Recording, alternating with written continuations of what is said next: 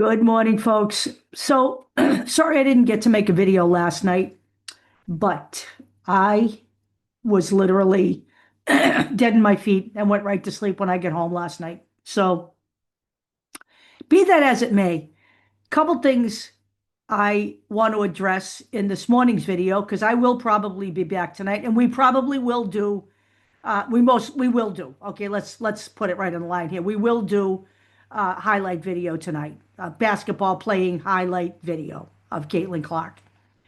Now, I do want to address a couple of comments because I think it's important. And, I don't want anyone to get upset that I might be lecturing or angry. I'm not. I'm simply going to talk to you straight about a couple of comments I saw.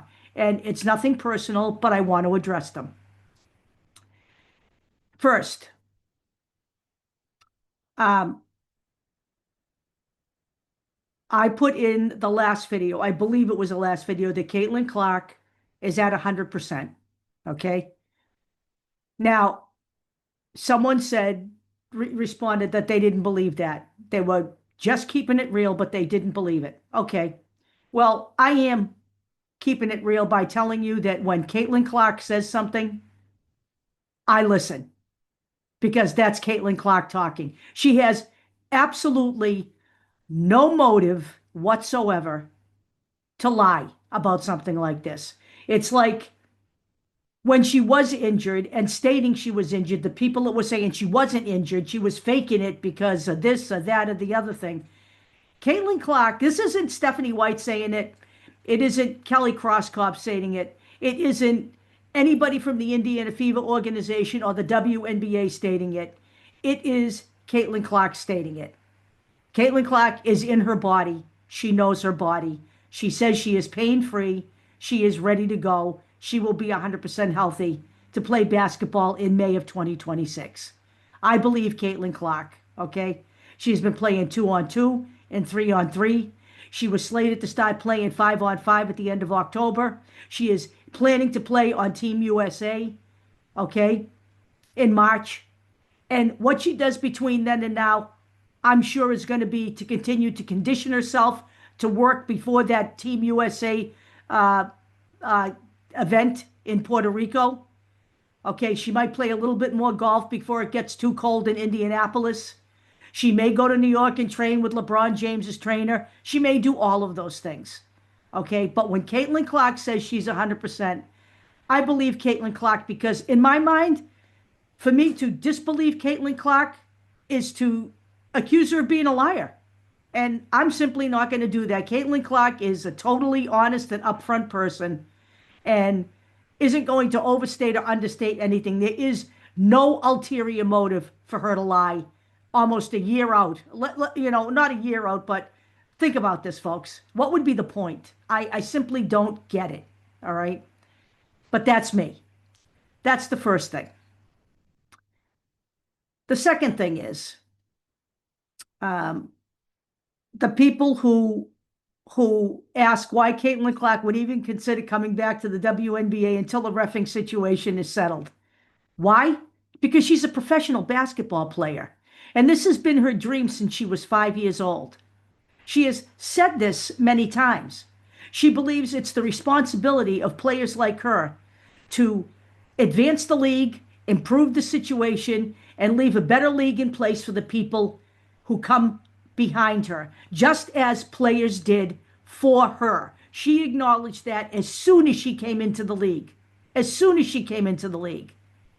The people who came before her, the Maya Moores, okay, the Rebecca Lobos, all of those women put up with more than what Caitlin Clark put up with, okay? Look, they had bad refs then too. It was the same situation then as it is now. Okay, they not only had bad refs, but they had bigots and racists and homophobes to deal with. They dealt with empty arenas, nobody paying attention. Why did they come back year on year on year on year? Because they love the game of basketball. They love the game of basketball. It's as simple as that. Because Caitlin Clark isn't going to leave for Europe. to play basketball over there because the reffing in Europe, quite frankly, is not any better than it is here in the United States. And Caitlin Clark has stated many times that moving to Europe to play basketball is not what she wants. Caitlin Clark wants to play basketball in the Women's Professional Basketball Association, the WNBA, okay? She intends to stay here and do her best to make the league better than it was, better than it is right now. She's going to have, by all accounts, a long career, and she will be dominating, okay? And she has an opportunity as the ambassador for women's professional sports to have a huge impact on the game of basketball and indeed on sports across the board. You've seen what she's done for the LPGA. She's brought people to golf that never watched golf before in their lives. And this is exactly how she sees her role in this gig, okay? So when people ask, why would she come back? I don't even understand why. I don't even understand after listening to her talk. And certainly she's been interviewed thousands of times now in just a year and a half, 2 years. Listening to her talk, I don't know how anyone can even ask that question. How can she come back? There are other people who have been injured as well, or who have been fouled. I mean, Aaliyah Boston has been targeted as well. The people on the Fever have been targeted, okay? Several of them. Okay, it's not just Caitlin Clark. And until people figure out that this needs to become a league problem and not a we need to protect Caitlin Clark problem, it's never going to be resolved. All right? If you position it like we have to protect Caitlin Clark, this is all on Caitlin Clark. It's Caitlin Clark, Caitlin Clark, Caitlin Clark. She's the only one being pushed around, the only one being hurt. That's not true anymore. Okay? It is not true. And no one's going to take that seriously. Nobody.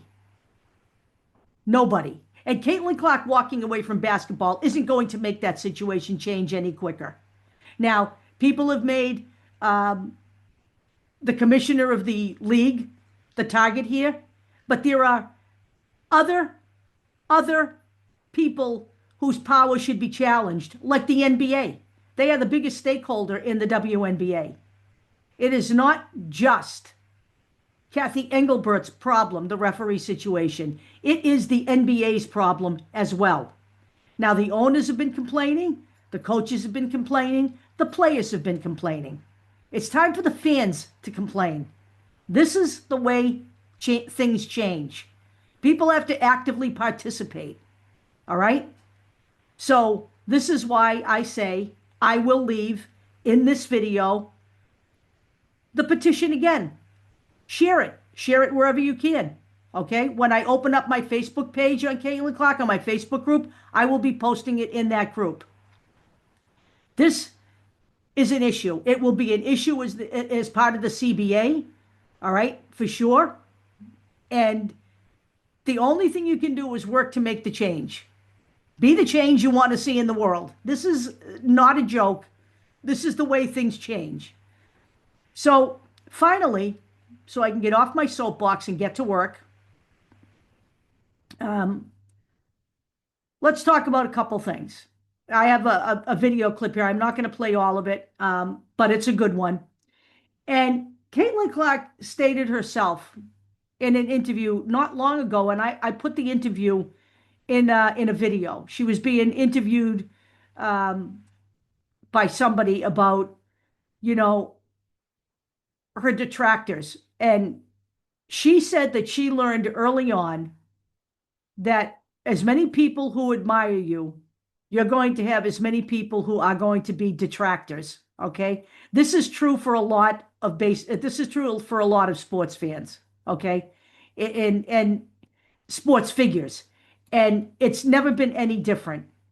All right. And the people who questioned whether Caitlin Clark could translate her college ball to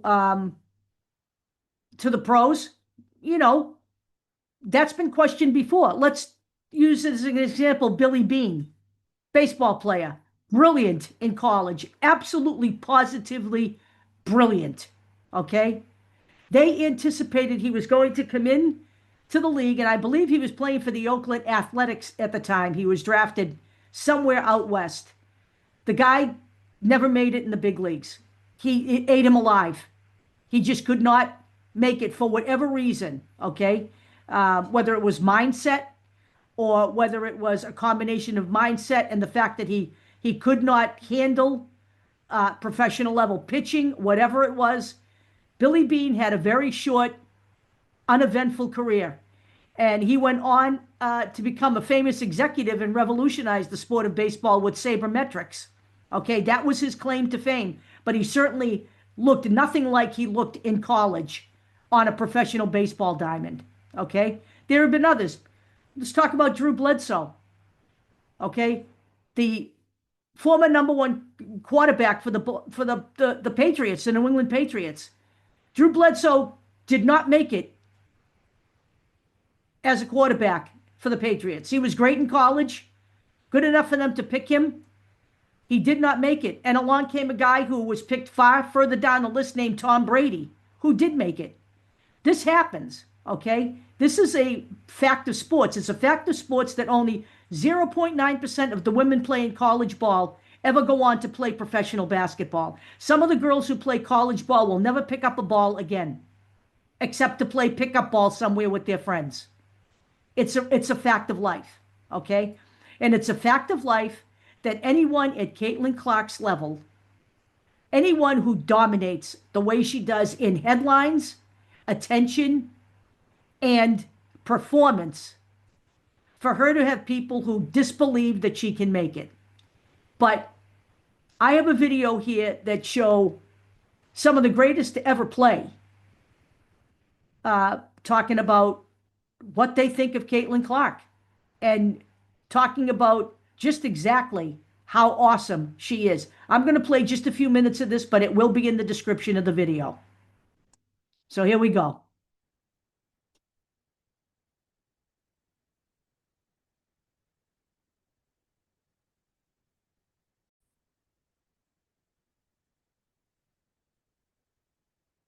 We're going to go back to the beginning here. Greatest of her time. Played at LSU, but she's phenomenal. I'm going to go on the record and say she's the best female collegiate player ever. She plays at a level that no one has reached yet in the WNBA. So, to me, I think she's going to take this league as far as she wants. I said, I sure am glad you leaving. I said, girl, you something else. Never seen anything like it. I'm going to be honest because it needs to be said. I know what it's like to be hated. I can't imagine this young lady, I don't want to use hate, but despised. I didn't know how talented she was and how well she sees the game in a 3D version. Thinker, defensively a lot better than I thought and gave her credit for. Don't get it twisted. Don't get up.